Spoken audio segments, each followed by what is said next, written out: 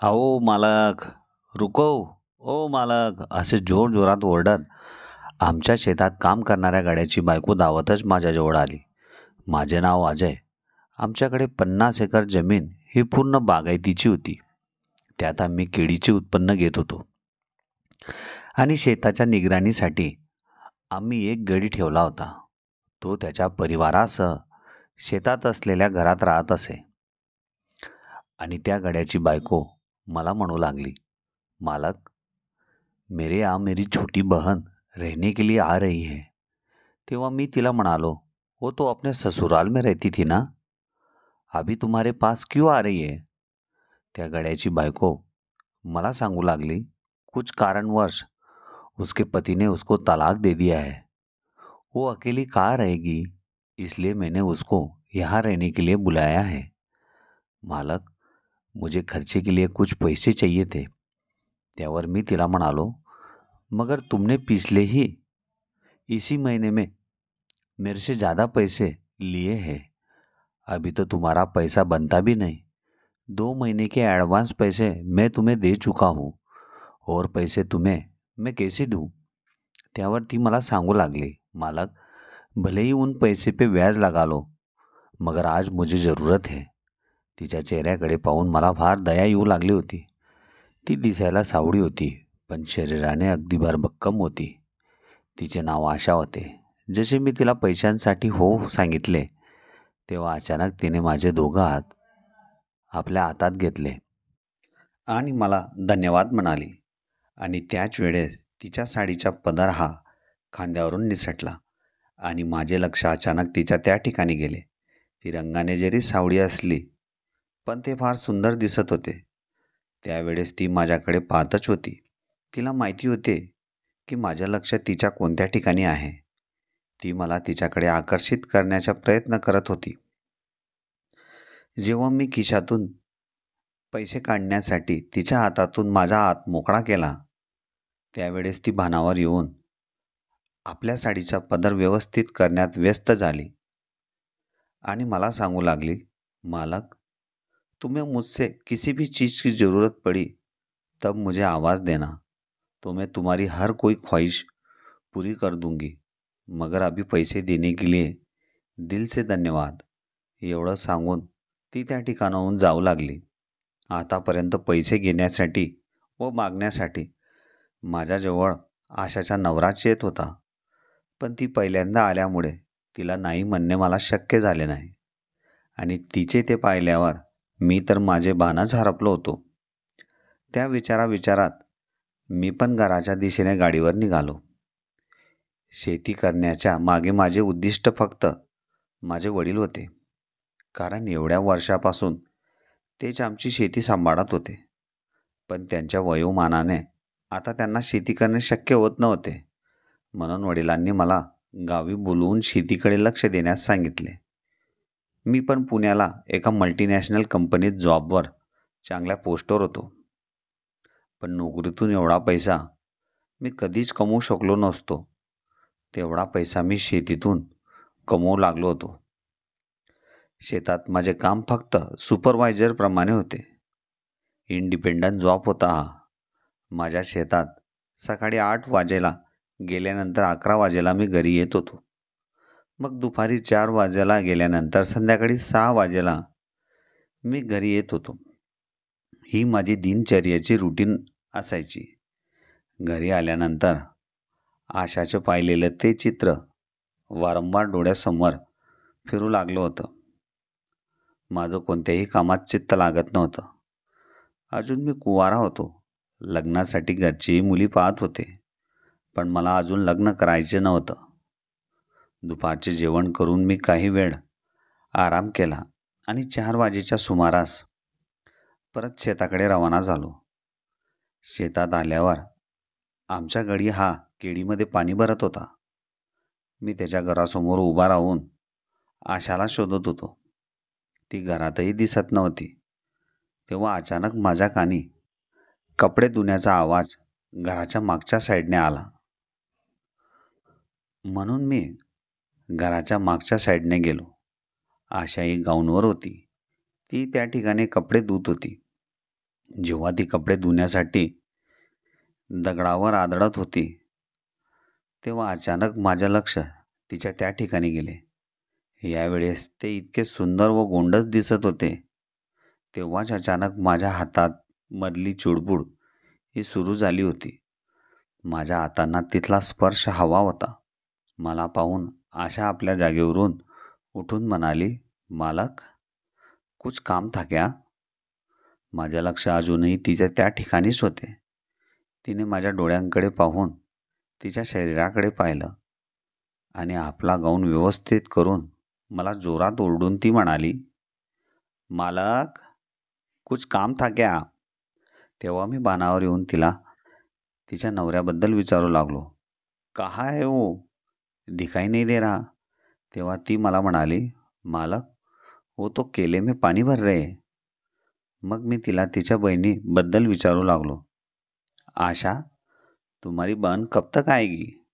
तेव्हा ती मला सांगू लागली, "मालक, सुबह 8 बजे तक वो आएगी. तब मैं आपको उससे मिलवाऊंगी और यहाँ रह के वो खेत का छोटा मोठा काम भी करते रहेंगे." मग मी ज्या ठिकाणी आमच्या गडी केडीमध्ये पाणी भरत होता त्या ठिकाणी जाऊन मी त्याला सकाळची कानं व काय करायची कामं समजवू लागलो. अजून शेतातल्या माझ्या केळीला माल हा कच्चा होता. अजून पूर्ण व्हायला त्याला 2 महिने बाकी होते. पण त्याची काळजी घेणे फार गरजेचे असते. नाहीतर वर्षाचं पूर्ण उत्पन्न वायाही जाऊ शकते.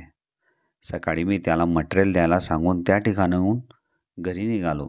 घरी येऊनही माझ्या डोळ्यांसमोर आशाचे चित्र वारंवार येत होते. आज जे संध्याकाळी कपडे धुतेवेळी मी जे पाहिले होते ते मी आयुष्यात कधीच पाहिले नव्हते. दुसऱ्या दिवशी सकाळी आशाची बहीण पूजाही तिच्या घरी आली होती आणि मीही 8:30 शेताच्या दिशेने निघालो.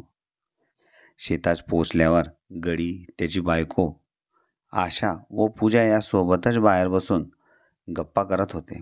मला त्या ठिकाणी आलेले पाहून आशा व त्याचा नवरा आपल्या जागेवरून उभा राहिला. पण पूजा ही खालीच बसून राहिली होती. तिला माझ्याबद्दल काहीच माहीत नव्हते. जेव्हा आशा तिला म्हणाली, "हे पूजा, खडी हो, मला काय आहे?" जेव्हा ती खाली बसली होती तेव्हा तिच्या पाठीचा भाग माझ्याकडे होता आणि ज्या वेळेस ती उठून उभी राहिली तेव्हा एकटक नजरेने मी तिच्याकडे पाहतच राहिलो. कारण परिस्थितीने एवढी गरीब असूनही ती एवढी सुंदर दिसत होती. पण काय कारण असावं हिच्या नवऱ्याने हिला घटस्फोट दिला. तिच्या शरीराच्या फिटनेसही तिला शोभेल असा होता. आशाने माझी ओळख तिच्याशी करून दिली. "मालक, यह मेरी बहन है. मैंने इसके बारे में ही आपको बताया था. इसका नाम पूजा है." तेव्हा मी आशाला म्हणालो, "पर यह इतनी उदास क्यों है?" तेव्हा आशा मला म्हणाली, "मालक, अभी अभी इसकी शादी टूटी है ना, और शादी को 5 महीने ही हुए थे, मगर कुछ गलती के कारण इसके ससुराल वालों ने इस पर शक किया और तलाक दे दिया." तेव्हा मी त्यांना माझ्याकडून 500 रुपये जीवनासाठी त्यावेळेस दिले आणि आशाला म्हणालो, "तुम्हारी बहन आज तुम्हारे घर आई है. कुछ अच्छा खाना बना के खिलाओ उसको, ताकि वो खुश रहे." एवढं सांगून मी त्या ठिकाणाहून निघून गेलो. दुपारी 4 वाजेच्या सुमारास परत मी शेताकडे जाण्यासाठी रवाना झालो. शेतात पोचल्यावर कोणीही दिसत नव्हते. सर्वत्र शांतता होती आणि जेव्हा मी आशाच्या घराजवळ आलो तेव्हा समोरचे चित्र पाहून मी हादरलोच होतो. कारण त्या ठिकाणी मला अल्कोहोलिक पदार्थाचा वास येत होता आणि आशा व तिचा नवरा हा अशा अवस्थेत झोपला होता मी तुम्हाला शब्दातही सांगू शकत नव्हतो. पण पूजा मला दिसत नव्हती. मी थोडं आजूबाजूच्या परिसरात फिरून पाहिले तेव्हा पूजा ही पाण्याच्या हौदीजवळ बसून बोरचे पाणी ज्या पाईपामधून निघत होते त्या पाण्याजवळ हाताने ती खेळत होती. मी पूजासमोर येऊन उभा राहिलो आणि तिला विचारले, "ये अभी तक सो रहे, जगे नहीं? तेव्हा पूजा मला सांगूच लागली होती. अचानक मला आशाच्या जोराचा ओरडण्याचा आवाज आला आणि मी व पूजा फटक्यात तिच्या दाराजवळ आलो. तेव्हा समोरचे दृश्य पाहून मी हादरलोच. कारण माझा गडी हा त्याच्या बायकोला आपल्या मिठीत सामावून घेत होता. तो फार नशेत होता. त्याने आपले ओठ तिच्या ओठांवर ठेवले आणि तिला भरभरून तिच्या ओठांचा रस तो चाकू लागला होता. आशाही आपल्या नवऱ्याला साथ देऊ लागली होती. इकडे माझ्या व पूजाच्या अंतर्मनात त्यांना पाहून एक वेगळीच ऊर्जा व तरंग निर्माण होऊ लागली होती. आम्ही दोघंही एकमेकांकडे पाहून खाली मान टाकून समोर घडणाऱ्या घटनेकडे पाहू लागलो होतो. मग आशाने व तिच्या नवऱ्याने आपल्या अंगावरील कपडे बाजूला ठेवून एकमेकांवर अर्धा तास भरभरून प्रेम केले आणि मग ते शांत झाले. त्यांचे ते प्रेम पाहून मला व पूजाला एकमेकांच्या मिठी द्याव्या असे वाटू लागले. पण मनाला सावरून आम्ही परत पाण्याच्या हौदीजवळ येऊन बसलो. तेव्हा पूजा म्हणाली, मालक, आपने जो सुबह में 500 रुपये दिए थे ना, उसका नतीजा है वो खाने के साथ उनका पीना भी हो गया है. मग मी पूजाला म्हणालो, तुमने खाना खाया की नहीं? तेव्हा पूजा मला म्हणाली, हो, मगर मालक, मुझसे यह देखा नहीं जाता क्योंकि मेरे पति ने मुझे धोखा दिया है. 5 महीने में ही मेरे पति ने मुझसे तलाक दे दिया. मेरी गलती कुछ भी नहीं थी. तब भी उन्होंने मेरे साथ बहुत बुरा किया. तेव्हा मी पूजाला म्हणालो, ऐसी कौन सी घटना घटी कि तुम्हारे पति ने तुमसे अलग होने का निर्णय ले लिया? मालक, मेरे ससुराल का घर बहुत ही छोटा था. हमारी परिस्थिति काफ़ी गरीबी की थी. मेरे ससुराल में मेरी सास, मेरे पति और देवर, हम इतने लोग रहते थे. शादी के 3 महीने तक हमारा संसार हंसी खुशी से चल रहा था. मेरे पति रोज हमारे खेत में ही काम करते थे. उनका मेरे प्रति काफ़ी लगाव था. बहुत प्यार करते थे मुझे. घर पे वो जब भी आते थे तो अपने आंखों के सामने मुझे रखते थे. मगर घर छोटा होने की वजह से एक दिन शाम को 6 बजे से घर में लाइट नहीं थी. जिस कमरे में मैं और मेरे पति सोते थे उसी कमरे में पहले से ही बेड पर मेरे देवर सो रहे थे. मुझे लगा मेरे पति खेत में काम करने की वजह से थक गए होंगे, इसलिए आज जल्दी सो गए होंगे, मुझे ऐसे लगा था. मगर उस टाइम पर मेरे पति खेत में गए थे क्योंकि आज खेत में रात को लाइट आने वाली थी और वह मोटर का स्विच ऑन करने गए थे.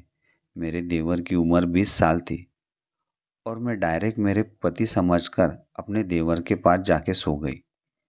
और उनके साथ जो एक पति अपने पति के साथ जैसे प्रेम करता है वैसी प्रेम हम दोनों ने उस टाइम पर भर भर के किया. कुछ समय के लिए मुझे भी कुछ अलग महसूस हुआ, मगर पति के प्यार, पानी की चाह में और जोश में, पति और देवर में मुझे फर्क समझ में ही नहीं आया. और कुछ देर बाद मेरे पति भी खेत से घर लौटा है और जैसे ही वो हमारे रूम में दाखिल हुए उसी टाइम पर घर की लाइट आ गई और मेरी पति के आंखों ने जब सामने वाला दृश्य देखा तो पूरी तरह से हिल गए थे. उनके आंखों पर अभी भी यकीन नहीं हो रहा था पूजा ऐसे कुछ गलत काम कर सकती है. और उसके 5 मिनट बाद जब मेरी आंख खुली तब सामने खड़े मेरे पति को देखने के बाद मेरे भी होशो आवास उड़ गए. उसी टाइम से मेरे पति मुझसे बहुत नफरत करने लगे. बहुत यातनाएं मुझे झेलनी पड़ी. मुझसे जो गलती हुई उसके लिए बहुत शर्मिंदा थी मैं बार बार उनसे अपनी गलती की माफ़ी मांगती रही, मगर वो कुछ मेरी बात सुनने के लिए तैयार ही नहीं थे. फिर मैंने अपने पति से अलग होने का फैसला किया क्योंकि ऐसे घुट घुट की ज़िंदगी जीने से अच्छा मरना ही बढ़िया है. फिर मैंने अपने पति से तलाक ले लिया और आज मैं अपने बहन के यहाँ इन दोनों की ऐसी हालत में देखने के बाद मुझे भी मेरी पति की याद आने लगी थी. मगर मन को समझाते हुए मैं इस पानी के पास आके बैठ गई. तभी आप आ गए. मालिक, तेव्हा मी पूजाला म्हणालो, देखो पूजा, तुम्हारे साथ जो भी हुआ वो अनजाने में हुआ है, उसमें तुम्हारी कोई गलती नहीं है। मगर तुम तुम्हारे बन के पास रहोगी और जब इन दोनों को आपस में प्यार करते देखोगी, तब और भी तुम्हारी पुरानी यादें ताज़ा होती रहेगी और तुम्हें बहुत ही दुख होगा। इससे अच्छा तुम मेरे घर के काम में मेरी माँ के साथ मदद करो, और काम वाली की भी मेरी माँ को बहुत ज़रूरत है। कल सुबह ही मैं तुम्हें अपने घर लेके जाऊंगा। अपना सामान तुम पैक करके रखना। आशा को मैं कल सुबह ही बता दूंगा। मैं जाता हूँ, तुम भी आराम करो और ज़्यादा मत सोचो. एवढं सांगून मी शेतातून घरी आलो आणि पूजाबद्दलच मी विचार करू लागलो. मग मी आईला तिच्याबद्दल सांगितले. आईला काहीच प्रॉब्लेम नव्हता. आपल्या घराच्या मागच्या साईडला जी 1 आर-के खोली आहे त्यात ती राहील, असे आई मला म्हणाली. तेव्हा आईला मी म्हणालो, उद्या संध्याकाळपर्यंत घेऊन येतो मी तिला आपल्या घरी. दुसऱ्या दिवशी सकाळी 9 वाजेला जेव्हा मी शेतावर गेलो, तेव्हा आमच्या गडी व पूजा हे दोघंही शेतावर मटेरियल देताना मला दिसले आणि हे काम आशाचे होते. ते काम त्यावेळेस पूजा करत होती. मी डायरेक्ट आशाच्या खोलीजवळ येऊन उभा राहिला. तेव्हा आशा ही त्यांच्यासाठी भाकरी करत होती. भाकरी करताना तिची मान खाली होती, पण माझं लक्ष तिच्या त्या ठिकाणी परत गेले आणि यावेळेस ते एवढे सुंदर व नाजूक दिसत होते. त्या क्षणाला माझ्या हातांची चुळबुळही सुरू झाली. माझ्या हातांना त्यांचा स्पर्श घ्यावा असे माझ्या मनाला वाटू लागले होते. तेव्हा मी आशाला आवाज दिला आणि ती त्याच अवस्थेत माझ्यासमोर येऊन उभी राहिली. आशा, मैंने तुम्हें पैसे खाने के लिए दिए थे, ना कि मौज मस्ती करने के लिए. कल शाम को मैं जब आया था तो क्या अवस्था थी तुम दोनों की, और उसमें तुम्हारी बहन भी तुम्हारे साथ थी. उसके मन पर क्या बीत रही होगी. तुम्हारी तरफ देखकर उसके बारे में तुम्हारे दिल में ख्याल भी नहीं आया था क्या. एवढं बोलल्यावर अचानक आशाच्या कमरेतून चावीचा गुच्छा खाली पडला. तो गुच्छा उचलण्यासाठी जेव्हा ती खाली वाकली आणि जेव्हा ती उभी राहिली, त्यावेळेस तिच्या ब्लाऊजचा वरचा हुक उघडला आणि जे दृश्य माझ्या डोळ्यांनी पाहिले ते मी तुम्हाला शब्दांनीही सांगू शकत नाही. कारण त्यावेळेस तिचे दोघं हात पिठाचे भरलेले होते. ती तो हुकही लावू शकत नव्हती आणि मी तिला पूजाबद्दल तशा अवस्थेत सांगू लागलो. अभी 1 घंटे में पूजा को मैं अपने घर के काम के लिए ले जा रहा हूँ. अभी वो तुम्हारे साथ नहीं रहेगी, मेरे माँ के साथ हमारे घर ही रहेगी और पूरा घर का ही काम करेगी. तेवढ्यात आशाही हो म्हणाली. चलेगा मालक, आप जैसा उचित समझे, आपही हमारे करता धरता हो. एवढं सांगून मी शेताच्या चक्कर मारण्यासाठी तिच्या घरातून बाहेर निघालो. 1 तासांनी मी पूजाला घेऊन माझ्या घरी घेऊन आलो आणि आईशी तिची भेट करून दिली. आई ही तिला पाहून थक्कच झाली. अरे अजय, एवढी सुंदर मुलगी आपल्या शेतात काम करत होती. तेव्हा मी आईला म्हणालो, नाही आई, हिला येऊन फक्त 2-3 दिवस झाले आहेत. ही तिच्या बहिणीकडे आली होती. आपल्या शेतात जी आशा नावाची बाई आहे ना, तिची ही लहान बहीण आहे. तिच्या नवऱ्याने तिला घटस्फोट दिल्यामुळे ती या ठिकाणी आली आहे. पण शेताकडे तिचं काही काम नसल्यामुळे मी तुझ्या मदतीसाठी तिला घरी आणलं आहे. तेव्हा आई मला म्हणाली, बरं झाले रे भाऊ, तू तिला घरी आणलंस. कारण आता माझं वयही झाले आहे, काम होत नाही माझ्याने. तू असं कर ना अजय, तिला आपल्या घरामागील तिचा रूम दाखव आणि त्या घरात एक बेल लाव. म्हणजे मला तिला बोलवायचं असेल तेव्हा मी किचनमधूनच ती बेल वाजवून तिला बोलवू शकते. माझ्या डोक्यात अशी गोष्ट आलीच नव्हती. आईने सांगितलेली युक्ती फारच छान होती. म्हणून मी आईला म्हणालो, तू जसं सांगशील तसं मी आजच बाजारातून बेल घेऊन तिच्या घरात लावतो, म्हणजे तुलाही सोयीस्कर होईल. आणि मग मी पूजाला तिच्या रूम दाखवण्यासाठी घरामागे घेऊन गेलो. पूजा, यह तुम्हारा रूम है, तुम यहाँ आराम से रह सकती हो और किसी भी चीज़ की ज़रूरत पड़ी तो मुझे पक्का बताना. अब तुम्हारे दिमाग में किसी और चीज़ का ख्याल मत लाना. एवढं सांगून मी बाजाराकडे बेल घेण्यासाठी गेलो आणि अर्ध्या तासातच मी पूजा ज्या खोलीत राहत होती त्या घराच्या दिशेने परत बेल लावण्यासाठी आलो. मी जेव्हा तिच्या घराजवळ पोचलो तेव्हा तिच्या घराचा दार हा उघडाच होता. मी काही न बोलता तिच्या घरात प्रवेश केला.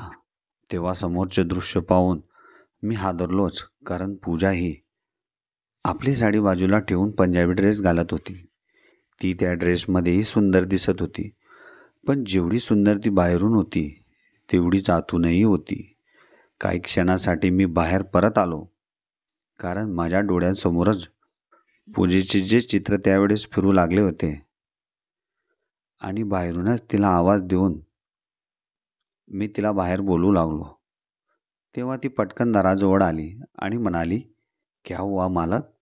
तेव्हा मी तिला म्हणालो, अरे कुछ नहीं, ये बेल लगानी थी खाली. तेव्हा पूजा मला म्हणाली, आओ ना मालक, लगा दो. मी त्या रूममध्ये आल्यावर भिंतीच्या वरच्या साईडला किडा शोधू लागलो आणि अचानक माझं लक्ष दाराच्या वरच्या साईडला गेले. त्या ठिकाणी एक लहान किडा अगोदरच ठोकलेला होता. म्हणून मी बेल टांगण्यासाठी स्टूल उचलून खाली ठेवला आणि त्या स्टूलवर चढून मी बेल टांगू लागलो. बेल टांगल्यावर मी जेव्हा खाली उतरू लागलो तेव्हा अचानक माझं लक्ष पूजाच्या ड्रेसमधून आतून दिसणाऱ्या दृश्यावर पडले. तेही मला आशासारखेच दिसू लागले होते. मी एकटक नजरेने त्या ठिकाणीच पाहू लागलो होतो. आता माझं आकर्षण आशा व पूजाबद्दल जास्तच वाढू लागले होते. मी तिचाच विचार करत करत आमच्या घराच्या किचनमध्ये येऊन त्या बेलची स्विच मी आईला सांगून त्या ठिकाणी हँगिंग केले आणि माझ्या रूममध्ये येऊन मी बेडवर काही वेळासाठी पडून राहिलो. आणि संध्याकाळच्या वेळेस मी परत शेताकडे चक्कर मारण्यासाठी गेलो. शेतात आल्यावर कोणीही मला दिसत नव्हते. मी जेव्हा शेतात आशाच्या घराजवळ आलो त्यावेळेस घरात मला कशाचा तरी कुजबूज करण्याचा आवाज येऊ लागला होता. गडी शेतात काही काम करताना दिसत नव्हता आणि मी जेव्हा आशाच्या घराच्या दाराजवळ आलो तेव्हा आतलं दृश्य पाहून माझे डोळेच मोठे झाले, कारण आशा ही अशा अवस्थेत होती की मी तुम्हाला शब्दातही सांगू शकत नव्हतो. आणि अचानक तिची आणि माझी नजरानजर झाली. मला काही वेळासाठी भीती वाटू लागली होती, पण मी मनाला सावरून तिच्या घरात प्रवेश केला आणि तिला तिच्या नवऱ्याबद्दल विचारू लागलो. तेव्हा आशा मला म्हणाली, मालक, मेरा पति बाजार गया है, आने में काफ़ी टाइम लगेगा.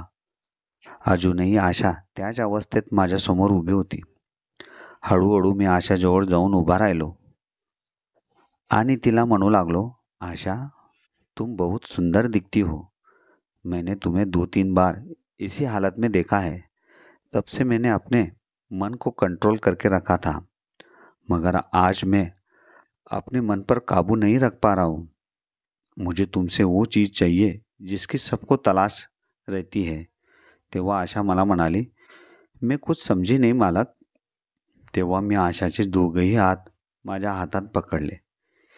तिलाही माझ्या हातांचा स्पर्श हवा त्यावेळेस वाटू लागला होता. मग मी हळूहळू आशाला माझ्या मिठीत सामावून घेतले. आशाही मला साथ देऊ लागली होती. मग माझे ओठ तिच्या ओठांच्या स्पर्शांना तरसू लागले होते. आशालाही माझ्या ओठांचा रस चाखण्याची इच्छा जागृत झाली होती. हळूच आशाचा हात माझ्या अशा ठिकाणी स्पर्श झाला ते मी तुम्हाला शब्दातही सांगू शकत नाही. मी वेळ वाया न जाऊ देता आपले ओठ आशांच्या ओठांवर टिकवले आणि अर्ध्या तासापर्यंत तिच्या ओठांचा रस मी चाखला. हळूहळू आमचे गरम श्वासही आम्हाला ऊर्जा देऊ लागले होते. मग मी व आशाने आपले कपडे बाजूला ठेवून भरभरून एकमेकांवर एका तासापर्यंत दाबून प्रेम केले. माझ्यामुळे आशालाही शांतता व आनंद मिळाला होता. आता माझे नित्यनियम झाले होते. आशाशिवाय माझे मन करमतच नव्हते. रोज संध्याकाळच्या वेळेस मी माझ्या कामवाल्याला गावात काही ना काही आणण्यासाठी पाठवू लागलो होतो आणि तो गेल्यावर मी इकडे आशासोबत भरभरून प्रेम करू लागलो होतो.